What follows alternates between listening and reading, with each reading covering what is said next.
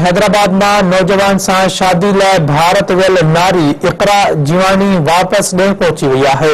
नौजवान नारी इकरा के वाघा बॉर्डर वट पाकिस्तान फोर्स हवाले किया गया है। इकरा की वापसी जो इतला संदस वालिद सुहेल के ॾिनो वियो है। वालिद धी की वापसी की तस्दीक करे छड़ी है। अपडेट कयूं पिया अहम खबर के हवाले से। हैदराबाद में नौजवान से शादी लाइ भारत वियल नारी इकरा जीवानी वापस ॾे पहुची वई है।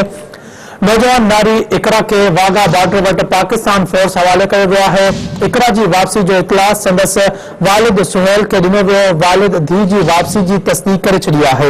ये हम खबर अवां सां शेयर कयूं पिया। हैदराबाद में नौजवान से शादी लाइ भारत वियल नारी इकरा जीवानी वापस ॾे पहुची वई है।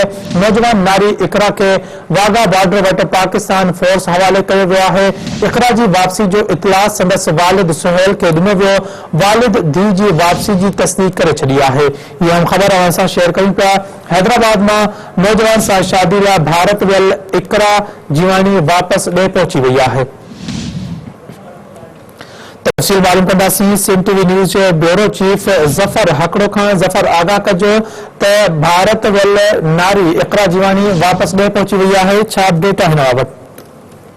19 सितंबर 2022 में हैदराबाद में पुरस्कार तौर ते गुम थी वियल नारी इकरार जेसवानी जैसे इंडिया वो इंटरनेट के हवाले से गेम खेडे एक हिंदू नौजवान से शादी करने लाइ रवानी थी चुकी हुई। इंडिया के बंगलोर शहर में उनके फोर्सिस गिरफ्तार करे वरतो, जैसा केस दाखिल कर उनके जेल मानो वियो। उहा नारी हैदराबाद वासन इकरा जीवानी अज वापस ॾे पहुती है। उनके वाडा बॉर्डर से फोर्सिस के हवाले किया है। लाहौर में पहुंचने का उनके वालिद है सुहेल उनकी तस्दीक कई है। सुहेल के इतला ॾिनो वियो है उनकी न्याणी लाहौर पहुंची है। केस वठण के लिए वो अज हैदराबाद में रवाना थी रहा है।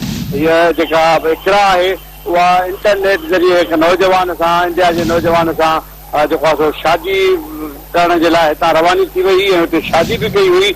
बहरहाल इंडियन फोर्सिस उनके शकी हालत में गिरफ्तार कर वरतो। तो ये पाकिस्तानी औरत कड़े ख्याल से आई है, जैसा आदि पुछा खान बाद उनके जेल हवाले किया वियो। अज वह लाहौर पहुंची है।